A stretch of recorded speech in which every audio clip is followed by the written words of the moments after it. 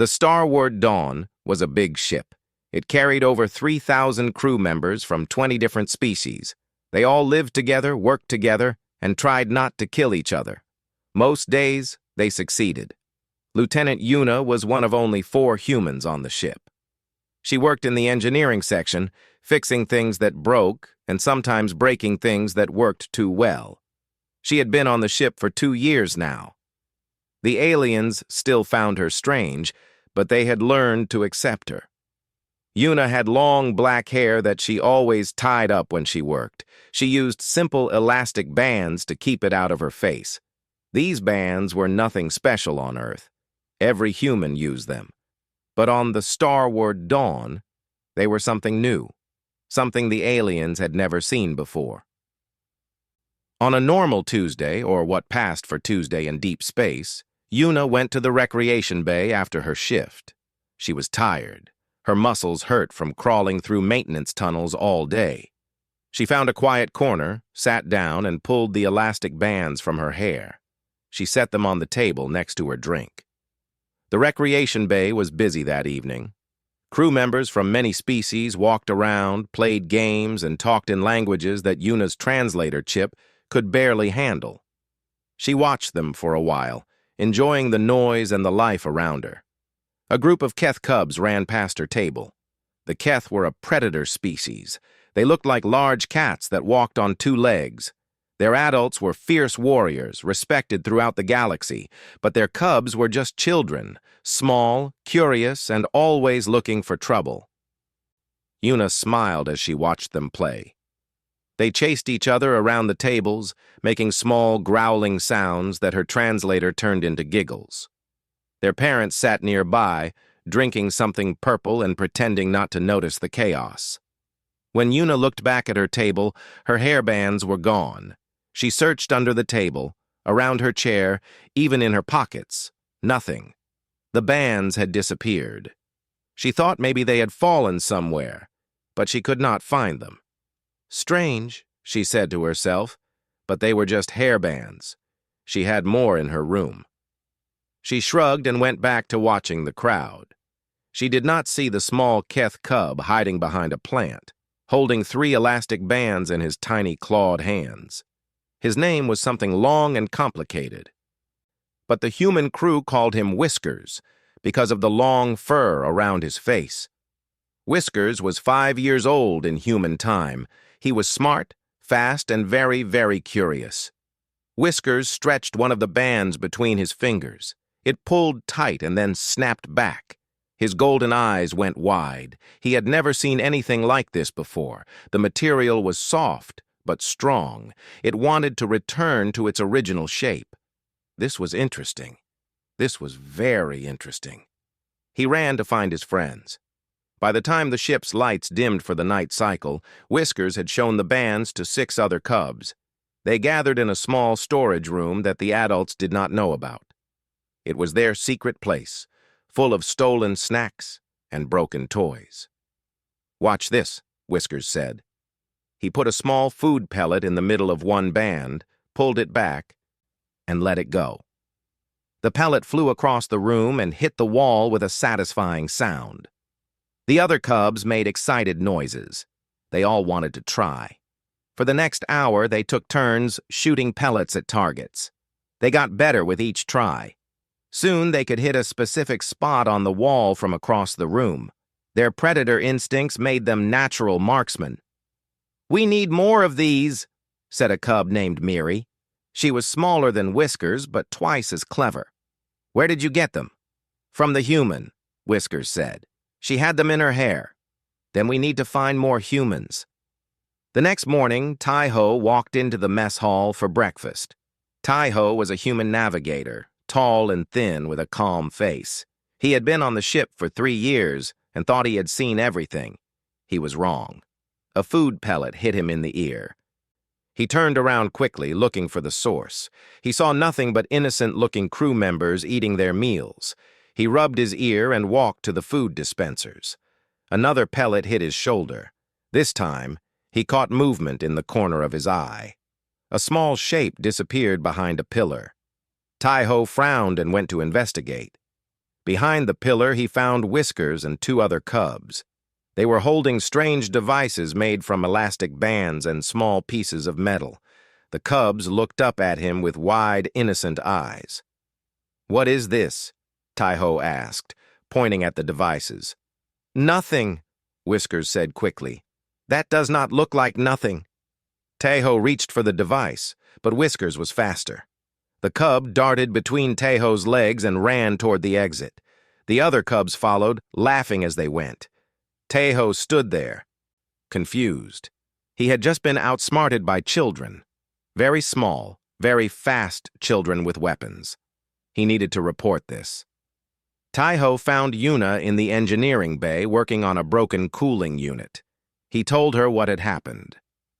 At first, she laughed. Then she remembered her missing hairbands. "Oh no," she said. "What?" "I lost some hairbands yesterday in the recreation bay." "Hairbands? What are hairbands?" Yuna showed him one from her pocket. She stretched it and let it snap back. Taiho's eyes went wide. "This is what they had. They made weapons from these." Yuna put her face in her hands. "They are not weapons. They are for hair." "Tell that to my ear." They decided to find the cubs and take the bands back. It seemed simple enough. The cubs were small. How much trouble could they cause? By lunchtime, reports were coming in from all over the ship. Crew members were being hit by small objects. Food pellets mostly, but also small stones and bits of metal. The attacks came from nowhere. No one could catch the attackers. Taiho and Yuna split up to search. Taiho went to the upper decks. Yuna went to the lower ones. They checked storage rooms, maintenance tunnels, and every hiding spot they could think of. They found nothing. The cubs were ghosts. As the evening cycle began, Taiho met Yuna back in the mess hall. They were both tired and frustrated. "They are too fast," Taiho said, "and they know the ship better than we do." "They grew up here," Yuna said. "Of course they know it better." "What do we do?" Before Yuna could answer, a pellet hit her cup and knocked it off the table. They both turned to look. In the corner of the room, a small furry face watched them for a moment, then disappeared into a ventilation shaft. Yuna sighed. "We have a problem." "A slingshot problem," Taiho said. "What is a slingshot?" Taiho thought about it. "I guess it is what they have now. A weapon made from your hairbands." Yuna stared at the ventilation shaft where the cub had vanished. She had a bad feeling about this. A very bad feeling. Somewhere in the walls of the ship, the cubs were planning their next move. They had 3 slingshots now and enough pellets to last for days. Whiskers sat in the middle of the group, feeling like a general preparing for war. "Tomorrow," he said, "we teach the others." The cubs all nodded. By this time next week, they would have an army. And it was all because of 3 simple hairbands. The predator cubs found her hairbands. Now, half the ship has a slingshot problem. Part 2. Escalation. 2 days passed on the starward dawn. 2 days that changed everything. Whiskers was a good teacher. He showed the other Keth cubs how to make slingshots. He taught them how to aim, how to pull back the elastic, and how to release at the perfect moment. But he did not stop with his own species. The ship carried children from many different worlds. There were the Vrel younglings, small green creatures with big eyes. There were the Tokai pups, furry and round like balls of fluff. There were the Dreen hatchlings, who looked like tiny dinosaurs with feathers. All of them played together in the recreation areas. All of them were curious about the new game. By the second day, 17 young aliens knew how to use a slingshot. They had raided the ship's supply rooms for elastic materials. They found rubber seals from old machines. They found stretchy medical bandages. They even found some exercise bands from the human fitness area. Each piece of elastic became a new weapon. Hieri was the ship's medic. She was a small woman with kind eyes and steady hands. She had treated injuries from battles, from accidents, and from strange alien diseases. She thought she had seen it all. Then a Vrel diplomat walked into her medical bay with a dried berry stuck to his eye. "What happened?" Hieri asked, rushing to help him. The diplomat was an older Vrel named Counselor Bomi. His big eyes were usually calm and wise. Right now, one of them was red and swollen. "I was walking through the observation deck," Bomi said slowly. "I stopped to look at the stars. And then something hit me." Hieri carefully removed the berry from his face. It was a dried yumba berry, a popular snack on the ship. She cleaned the wound and applied healing gel. "Did you see who did it?" "No, but I heard laughing, small voices. Children, I think." Hieri frowned. This was the 7th injury she had treated today. All of them were the same. Small objects hitting crew members in the face, the neck, or the hands. Someone was attacking people, and they were not being caught. She finished treating Bomi and sent him on his way. Then she called Yuna. "We need to talk," Hieri said. "Something is happening on this ship." Yuna already knew. She had spent the last 2 days trying to catch the cubs. She had failed every time. They were too fast, too clever, and they knew the ship too well. "It is my fault," Yuna said when she arrived at the medical bay. "I lost my hairbands. The cubs found them." "Hairbands? How does that explain this?" Hieri showed her a container full of objects she had removed from injured crew members. Berries, pellets, small stones, and even a button from someone's uniform. They made slingshots. Hieri stared at her. "What is a slingshot?" Yuna explained. She told Hieri about the elastic bands, about how they could be stretched and released to throw objects. She told her about the ancient human weapon that children had used for thousands of years. "So you are saying," Hieri said slowly, "that human children have been shooting each other with these things for centuries?" "Yes." "And you gave this technology to our cubs?" "I did not give them anything." "They stole my hairbands." Hieri rubbed her temples. "Captain Doan needs to know about this." Captain Doan was not like other captains. He was a creche, a species of large insectoids with hard shells and many limbs. He stood taller than any human and had mandibles that clicked when he was upset. Right now, they were clicking very loudly. "Let me understand this," Dowan said, his translator turning his clicks and buzzes into words. "A human lost some hair accessories, children found them, and now we have a ship-wide attack problem?" Yuna stood in his office, trying to look calm. "That is correct, Captain. And these attacks are being carried out with, what did you call them?" "Slingshots, sir." Dowan's many eyes blinked at her. "I have studied human history. I have learned about your wars, your weapons, your great achievements. But I do not remember reading about slingshots. They are not important enough for history books, sir. They are just toys. Toys that have injured 12 crew members today." Yuna did not have an answer for that. Dowan stood up from his chair. He was very tall when he stood, and his shadow covered most of the room. "Find these children. Collect their weapons. End this problem." "Yes, sir." "And Lieutenant Yuna?" "Yes." "Keep your hair accessories in a secure location from now on." Yuna left the captain's office feeling embarrassed and worried. She had to stop the cubs, but she did not know how. They were too good at hiding. She found Tai-Ho in the navigation center. He was studying a map of the ship's ventilation system. "They are using the vents to move around," he said. "That is why we cannot catch them." "Can we block the vents?" "The ship needs air circulation. If we block the vents, everyone suffocates." Yuna sat down next to him. "Then what do we do?" Tai-Ho zoomed in on one section of the map. "There is a central hub here where many vents connect. If we wait there, we might be able to catch them when they pass through." It was not a great plan, but it was the only plan they had. Yuna and Tai-Ho went to the central hub and waited. They waited for 3 hours. Nothing happened. "Maybe they know we are here," Tai-Ho whispered. How could they know? A small voice came from above them. Because we watched you come in. They looked up. Whiskers was sitting in an open vent, his slingshot ready. Behind him, 6 other cubs watched with glowing eyes. "Hello, humans," Whiskers said. "Do you want to play?" "This is not a game," Una said firmly. "You are hurting people." "We are not hurting anyone. We are practicing." "Practicing for what?" Whiskers smiled, showing his small, sharp teeth.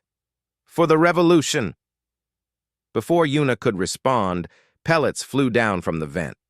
She and Taiho covered their faces as the cubs attacked. By the time the rain of pellets stopped, the cubs were gone. Taiho pulled a berry out of his hair. "Did that child just say revolution?" "I think so." "What does that mean?" Una was not sure, but she was starting to understand something. The cubs were not just playing, they were organizing. They were building something. Back in their secret room, the cubs counted their supplies. They had 32 slingshots now, made from elastic materials collected from all over the ship. They had enough pellets to last for months. Miri sat next to Whiskers, drawing a map of the ship on a piece of scrap paper. She marked the locations of adults who had tried to stop them. She marked the best hiding spots and the fastest escape routes. "The adults are getting angry," she said. "Let them be angry," Whiskers replied. "They cannot catch us." "What if they stop giving us snacks? What if they lock us in our rooms?" Whiskers thought about this. His mother had already scolded him twice today. His father had taken away his favorite toy, but they had not found his slingshot. He had hidden it too well. "We need allies," he said finally. "More cubs from more species. The adults cannot punish everyone." Miri nodded. "I talked to some Dreen hatchlings today. They want to join us." "Good. Teach them tomorrow." "And the Tokai pups?" "Them too." Whiskers looked at his growing army. They were small, but they were many. And they had something the adults did not understand. They had a weapon that was fun to use. That night, Hieri treated 3 more injuries. A cook had been hit in the back of the head while making dinner. A security officer had been struck in the knee while patrolling the halls. And a sleeping crew member had woken up with a pellet in his open mouth. She wrote a report and sent it to Captain Doan. The captain read it and clicked his mandibles in frustration. This was getting out of control. In her room, Una stared at her remaining hairbands. Such simple things, on Earth they cost almost nothing. Every store sold them. Children lost them every day. But here, on this ship full of aliens who had never seen elastic before, they had started a small war. She put the hairbands in a locked box and hid the box under her bed. Tomorrow, she would try again to stop the cubs. Tonight, she would sleep and hope that things did not get worse. In the ventilation shafts above her room, small feet moved quietly. Whiskers was planning something new, something bigger than pellets and berries. The revolution was just beginning. The predator cubs found her hairbands. Now half the ship has a slingshot problem. Part 3. The Arms Race. The adults fought back hard on the 4th day. Security teams walked the hallways in groups of 3. They checked every corner, every shadow, every ventilation cover. When they found a cub with a slingshot, they took it away. They found 12 slingshots that morning alone. Captain Dowan thought the problem was solved. He was wrong. For every slingshot the adults took, the cubs made 2 more. They had learned where to find elastic materials. They had learned how to build faster. And they had learned to hide their weapons better. Jiho was the ship's communications officer. He was a quiet man who spent most of his time listening to radio signals from distant stars. He liked the peace and quiet of his workstation. He liked being alone. Today, his peaceful station had become a war room. "Sir, I found something strange," said one of his assistants, a young Vrel named Kira. She pointed at her screen. "There is encrypted traffic in the internal communication network." Jiho walked over to look. "Encrypted? From where? I traced it to several locations.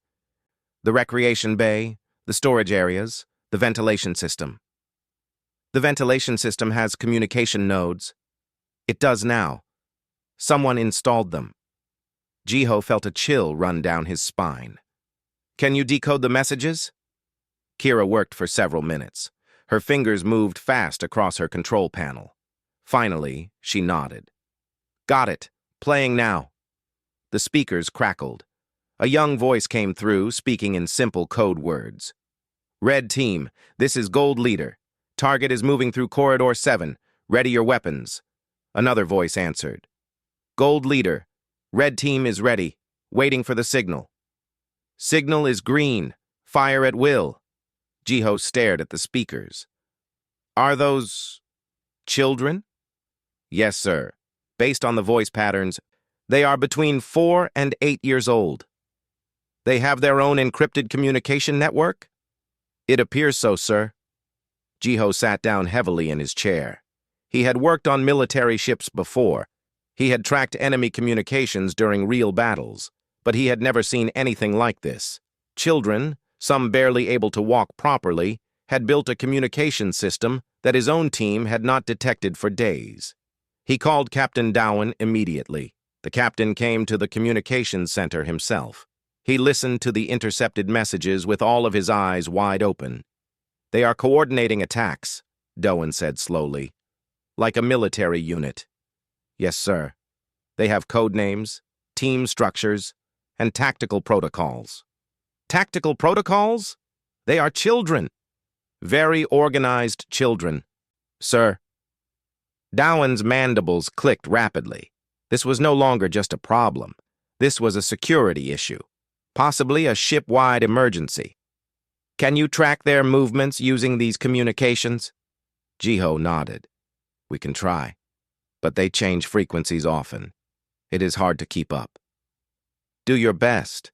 I want to know where they gather. I want to know who their leaders are. I want to end this. Jiho worked through the night. His team monitored every signal, every whisper, every coded message. Slowly, they built a picture of the cub resistance. Whiskers was the leader. That much was clear. He commanded the Keth cubs and made the big decisions. But he was not alone. Miri was his second in command, handling planning and strategy. A Dreen hatchling named Suki controlled the air duct teams. A Tokai pup called Jinu managed supplies. They had structure. They had organization. They had something that the Galactic Council had tried to create for hundreds of years, true cooperation between species. Yuna learned about the communication network the next morning. She stood in the communications center, reading the transcripts with a mix of horror and amazement. They did all this in 4 days? She asked. 4 days, Jiho confirmed. How? They are just kids. Jiho shrugged. Kids with a lot of free time and a very interesting new toy. Yuna thought about this. On Earth, children built things all the time. They built forts out of blankets. They built clubs with secret rules. They built entire imaginary worlds. Give them a new toy, and they would find 1,000 ways to use it. The aliens did not understand this. For them, children were just small adults waiting to grow. They did not expect children to be creative, inventive, or dangerous. But human children were all of those things. And apparently, so were alien children when given the right inspiration. There is something else, Jiho said. He pulled up a video on his screen. The video showed a storage room somewhere on the ship. A group of cubs sat in a circle. In the middle stood Whiskers, holding a slingshot high above his head. Today, Whiskers said in the video, I will teach you. Tomorrow, you will teach others. Soon, everyone will know. He pointed at a Vrel youngling in the front row. The youngling was small and shy, with big eyes that blinked nervously. You, Whiskers said, come here. The youngling hesitated. Whiskers held out his slingshot. Do not be scared. I will show you. What happened next made Yuna's heart do something strange. Whiskers, the fierce little predator, gently took the youngling's hand. He placed the slingshot in her grip. He showed her how to hold it, how to pull back, how to aim. "Now try," he said softly. The youngling pulled back and released. The pellet flew across the room and hit a target on the wall. The other cubs cheered. The youngling's big eyes went wide with surprise and joy. Whiskers patted her head. "Good job. You are one of us now." Una watched the video 3 more times. She saw something that the captain and the security teams had missed.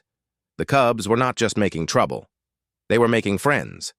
These species, the Keth, the Vrel, the Dreen, the Tokai, their adults did not mix well. Old wars, old fears, and old hatreds kept them apart. On the starward dawn, they worked together because they had to, but they did not trust each other. They did not play together. The children were different. They did not care about old wars. They only cared about having fun. And now, thanks to a simple human toy, they were forming bonds that their parents never could. Una found Taiho in the mess hall. She showed him the video on her personal device. "Look at this," she said. "Really look." Taiho watched carefully. At first, he saw what everyone else saw, children with weapons causing problems. But then he saw what Una saw. "They are teaching each other," he said slowly. "Not just teaching, accepting. That Vrel youngling is part of a Keth gang now. That has never happened before. The adults will not care. They just want the attacks to stop. I know. But maybe we should not stop everything." Taiho raised an eyebrow. "You want to let them keep shooting people?" "No. I want to find a way to keep the good parts and get rid of the bad parts." "How?" Una did not have an answer yet, but she was starting to form an idea. That afternoon, the adults made their biggest push yet. Security teams entered the ventilation system in force. They crawled through the ducts, checking every corner. They found 3 hidden bases and confiscated 47 slingshots. The cubs retreated deeper into the ship. They moved their headquarters to a forgotten storage room near the engine core. It was hot and noisy there, but the adults rarely visited. Whiskers gathered his followers. They had lost many weapons, but not their spirit. "They think they won," he said. "They think we will give up." "Will we?" asked Miri. Whiskers smiled. "Never. We just need to be smarter. We need to hide better, and we need to make more slingshots than they can ever take away." The cubs nodded. They were tired and scared, but they were also excited. This was the best game they had ever played. In her room, Una worked on her plan. She drew diagrams and made lists. She thought about what she knew about children, about games, about competition. Humans had solved problems like this before. When children fought in the streets, adults built playgrounds.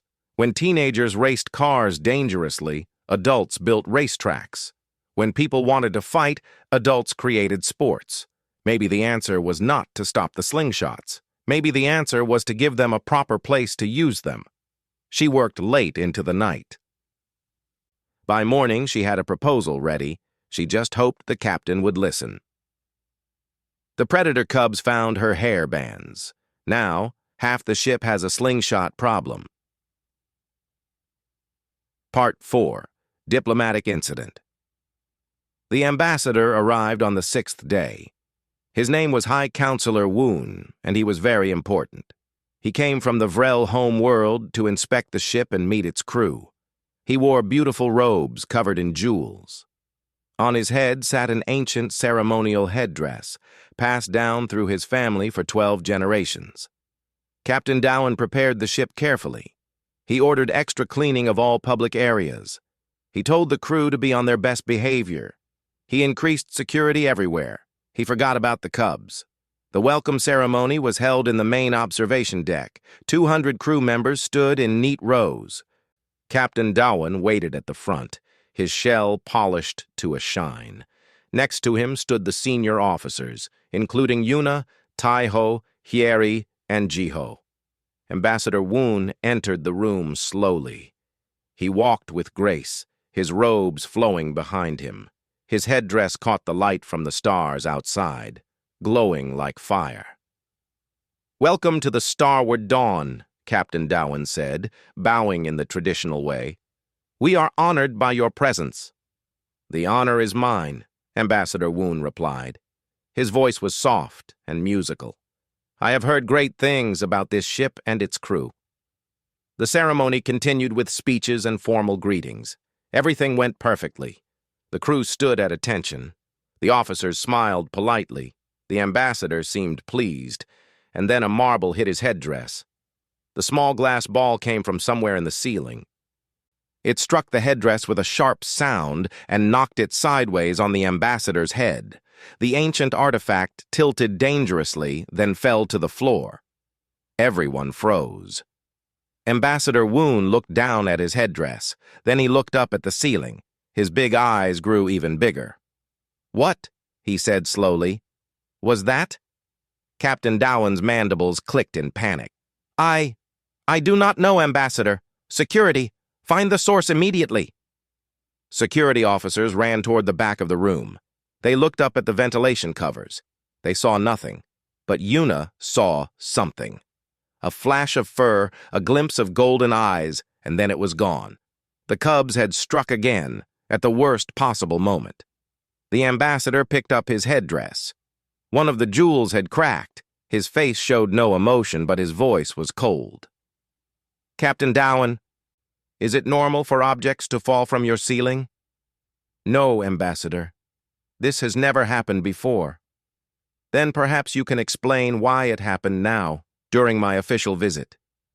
Dowan did not have an answer. He looked at his officers with desperate eyes. Yuna stepped forward. "Ambassador," she said carefully, "we have been experiencing some technical difficulties lately." "Technical difficulties that throw marbles?" "It is a complicated situation, sir." The ambassador studied her for a long moment. Then he spoke again. "You are the human, yes? Lieutenant Yuna." "Yes, Ambassador." "I have heard that humans are responsible for many complicated situations throughout the galaxy. It seems the rumors are true." Yuna felt her face grow hot. She wanted to defend herself, but what could she say? The whole problem had started with her hairbands. The ceremony ended early. Ambassador Woon retired to his guest quarters to inspect his damaged headdress. Captain Dowan called an emergency meeting of all senior officers. The meeting was not pleasant. "This is unacceptable!" Dowan shouted. His clicks and buzzes were so loud that the translator had trouble keeping up. "We have embarrassed ourselves in front of one of the most important diplomats in the sector." "Captain, we are doing everything we can," said the security chief, a large dreen named Commander Kang. "The cubs are extremely good at hiding." "Then be better at finding them. I want every slingshot on this ship destroyed. I want every elastic material confiscated. I want those cubs locked in their quarters until we reach our next port." "Sir," Yuna spoke up, "that might not be the best approach." Dowan turned all of his eyes toward her. "Explain." Yuna pulled out her proposal. She had been waiting for the right moment to present it. This was not the right moment, but it might be the only moment. "The cubs are not going to stop," she said. "We can take their slingshots, but they will make more. We can lock them up, but they will escape. They are children. They have nothing but time and creativity." "So what do you suggest? We just let them attack diplomats?" "No. I suggest we give them a legal way to use their slingshots." She handed her proposal to the captain. He read it with growing confusion. "A tournament?" he said. "You want to hold a slingshot tournament?" "Yes, sir. A competition with rules, targets, and prizes. If the cubs have a proper outlet for their energy, they will not need to attack random people." "This is ridiculous." "It is human." Dowan stared at her. "What does that mean?" Yuna took a deep breath. "On Earth, when children cause trouble, we do not just punish them. We redirect them. We give them games to play, sports to compete in, challenges to overcome. It works because children need something to do. Take away their fun, and they will find new fun, usually more dangerous fun. You are asking me to reward bad behavior. I am asking you to understand child behavior. Sir, the cubs are not evil. They are bored. They found something exciting, and they went too far with it. But if we give them a proper way to compete, they will follow rules. I promise. Commander Kang spoke up. Captain, we could make the tournament conditional. They only get to participate if they stop all attacks. Dowan considered this. He looked at Yuna's proposal again. He thought about the damaged headdress, the injured crew members, the endless security reports. If this fails, he said finally, I will hold you personally responsible, Lieutenant. I understand, sir. Fine. You have 1 week to organize this tournament, and you need to get the Cubs to agree. That was the hard part. Yuna went to find Whiskers. She walked through the ship alone, without security escorts. She went to the areas where Cubs had been spotted most often. She called out in a soft voice, Whiskers, I want to talk. Just talk. No tricks. For a long time, nothing happened. Then a small voice came from above. Why should we trust you? Yuna looked up. Whiskers sat in an open ventilation cover. His slingshot pointed at her face. Because I have an offer, she said. Something better than running and hiding. What offer? A competition. A real one with rules and prizes.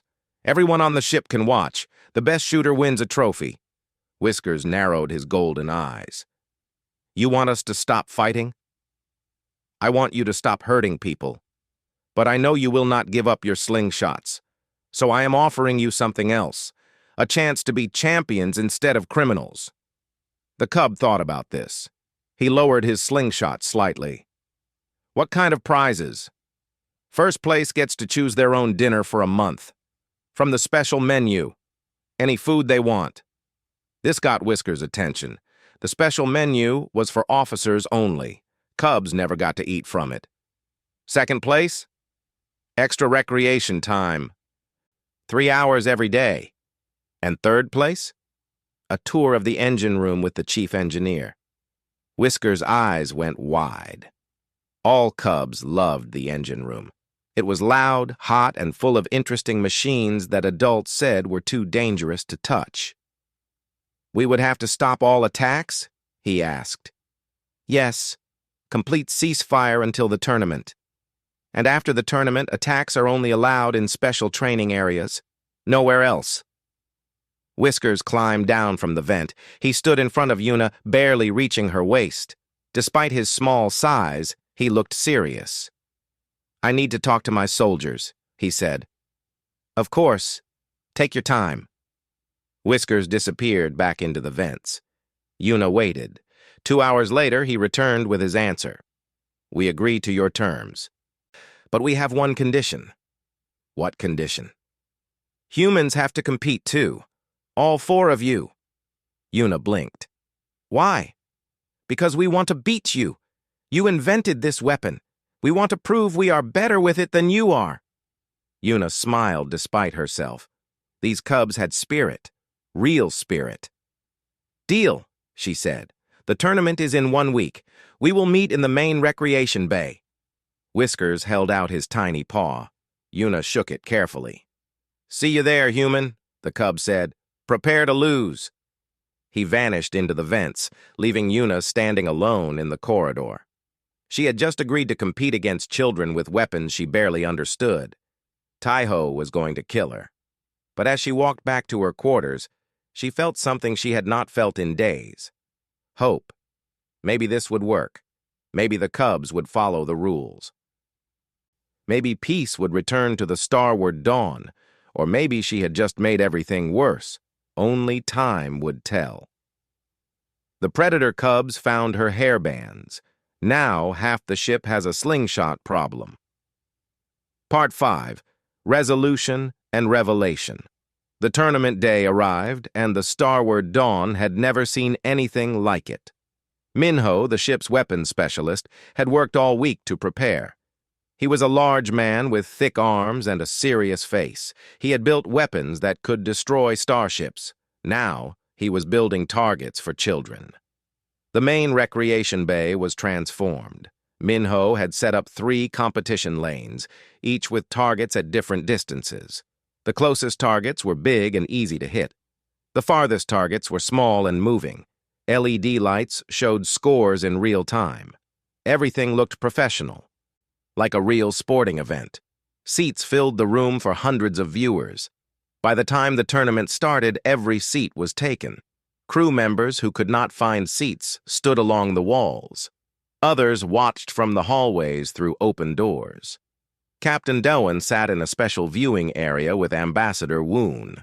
The ambassador had agreed to stay for the tournament, mostly out of curiosity. His cracked headdress had been repaired, but he still looked unhappy. "I hope this entertainment is worth the trouble," Woon said. "So do I, Ambassador," Doan replied. "So do I." The competitors gathered in the center of the room. There were 48 participants in total, 36 cubs from 6 different species, 8 teenage aliens who had learned the game from the younger ones, and 4 humans who had been forced to compete by a very persuasive Keth cub. Yuna stood with her teammates. Taiho looked nervous. Yeri looked amused. Jiho looked like he wanted to be anywhere else. "I have never used a slingshot in my life," Jiho whispered. "Neither have I," Yuna admitted. "We might lose very badly. The cubs are going to destroy us." "Probably." Whiskers walked over to them. He looked different today. His fur had been brushed smooth, and he wore a small red ribbon around his neck. He looked almost cute, if you ignored the deadly look in his eyes. "Are you ready to lose, humans?" he asked. Yuna smiled. "We are ready to try our best." "That is the same thing." The tournament began with opening words from Captain Doan. He welcomed everyone and explained the rules. 3 rounds of competition. The first round would remove half the participants. The second round would remove half again. The final round would determine the winner. The first round started, and the room went silent. Cubs stepped up to the shooting line one by one. They pulled back their slingshots, aimed at the targets, and fired. Most of them hit. Some of them hit perfectly. The crowd cheered for every good shot.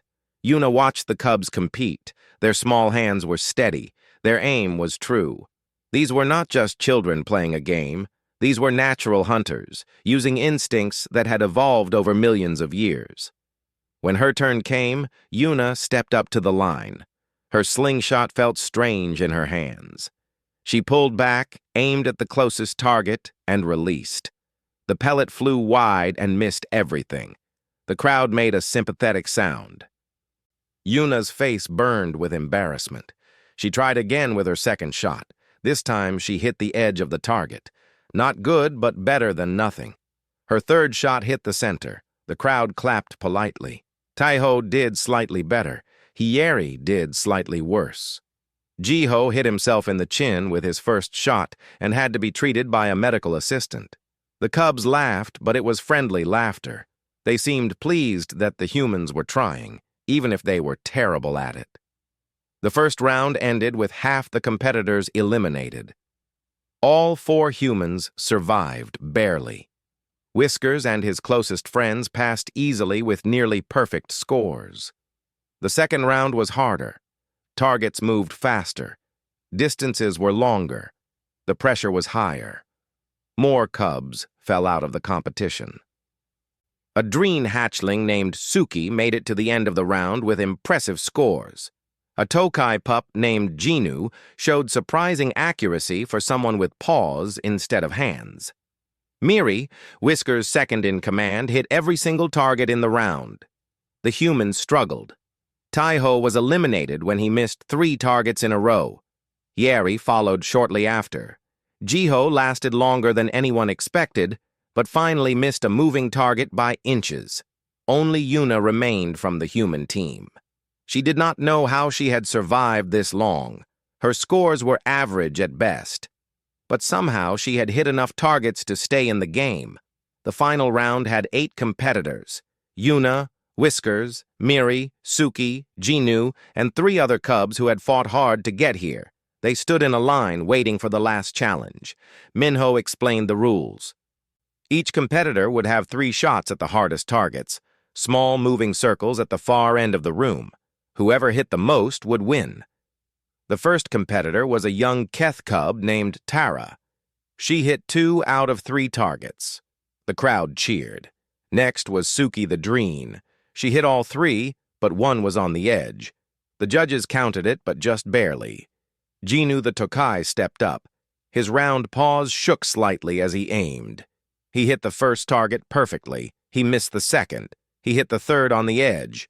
2 points. 3 more cubs went. Their scores ranged from 1 to 3 hits. The competition was close. Miri went next. Everyone watched as she calmly raised her slingshot. She did not look nervous at all. She looked like a hunter about to make a kill. She fired 3 times. She hit 3 targets. All center hits. Perfect score. The crowd went wild. Miri smiled and walked back to stand with Whiskers. Now it was Yuna's turn. She walked to the line. Her hands were sweating. The targets looked impossibly small from here. She could barely see them. "You can do this," Taiho called from the audience. "Do not embarrass humanity," Jiho added helpfully. Yuna took a deep breath. She pulled back her slingshot. She aimed at the first target. She thought about everything she had learned this week, about children, about games, about bringing people together. She fired. The pellet flew across the room and missed the target completely. The crowd made that sympathetic sound again. Yuna tried not to feel discouraged. She still had 2 more shots. Her second shot hit the edge of a target. 1 point, maybe. The judges would have to review it. Her third shot was her best. She took her time, aimed carefully, and released. The pellet flew true and hit the target just off center. A solid hit. Final score: between 1 and 2 points, depending on the judge's decision about her second shot. Whiskers was last. He walked to the line with perfect confidence. He was the leader, the one who had started it all. Everyone expected him to win. He raised his slingshot. The room went completely silent. His first shot hit the center of the target. Perfect. His second shot hit the center of the second target. Perfect. His third shot flew toward the third target. It was going to hit. Everyone could see it was going to hit. And then, at the last moment, the target moved slightly on its rail. The pellet grazed the edge and bounced off. The crowd gasped. Whiskers stared at the target in disbelief. He had missed. Not by much, but enough. The judges gathered to count scores. After a minute of discussion, they announced the results. Third place, Suki the Dreen with 3 edge hits. Second place, Whiskers the Keth with 2 perfect hits and 1 miss. First place, Miri the Keth with 3 perfect hits. Miri had won. The crowd exploded with cheers. Cubs from every species rushed forward to congratulate her. Miri stood in the middle of the chaos, looking shocked and happy. Whiskers walked over to her. For a moment, Yuna worried he might be angry, but instead he lifted Miri's paw into the air. "Our champion!" he shouted. The cubs cheered even louder. Captain Dowan watched from his viewing area. He saw something that surprised him. Cubs from species that had fought wars against each other were hugging. They were celebrating together. They were acting like friends. Ambassador Woon noticed it too. "Captain," he said slowly, "what am I seeing here?" "I am not entirely sure, Ambassador. Those are Vrel children embracing Keth children. Our peoples have not gotten along for 300 years. It appears they get along now." The ambassador was quiet for a long moment. Then he laughed. It was a small laugh, but it was real. "The human's idea?" he asked. "Yes." "Perhaps I judged her too harshly." The award ceremony followed. Miri received her trophy, a small golden slingshot made by Minho. She also received the promise of special menu dinners for a month. Whiskers got second place. He accepted his extra recreation time with good grace. Suki took third place. Her tour of the engine room was scheduled for the following week, and Yuna, who had finished somewhere in the middle of the pack, received something unexpected. Whiskers walked up to her with all the cubs behind him. "You are not good at this," he said. "I know," she admitted. "But you gave us something good, something fun, something—" He searched for the right word. "Something that brought us together." He held out a small object. It was a friendship bracelet, made from elastic bands woven together by small, careful claws. "For you," Whiskers said. "From all of us." Yuna took the bracelet. She felt tears forming in her eyes. "Thank you," she said softly. After the tournament, Captain Dowan called Yuna to his office. She expected to be thanked or maybe scolded for her poor performance. Instead, the captain handed her a report. "This came from Ambassador Woon," he said. "He is recommending the Starward Dawn for the Galactic Unity Award." Yuna blinked. "The Unity Award? That is one of the highest honors in the sector. He says our ship has achieved something remarkable, true friendship between species at the youngest level. He believes our cubs will grow up to be leaders who value cooperation over conflict. All because of a slingshot tournament? All because of hairbands, Lieutenant. Your hairbands." Yuna did not know what to say. She had lost a few elastic bands. Those bands had caused chaos, disruption, and a diplomatic incident, but they had also created something beautiful. In the recreation bay, the cubs were already planning their next tournament. Miri was teaching the rules to new participants. Whiskers was organizing practice sessions. Suki and Jinu were working together to design new targets. They were not just playing a game anymore. They were building a community. Taiho found Yuna later that evening. She was standing in the observation deck, looking at the stars. "Thinking about what you started?" he asked. "Thinking about what they finished," she said. "I just lost some hairbands. They did the rest." Still, it was a very human solution. "What do you mean?" Taiho smiled. "Humans do not just bring weapons to the galaxy. We bring games. We bring competition. We bring ways for people to fight without hurting each other." He pointed at the stars outside. "Out there, species are still at war. They have been fighting for thousands of years.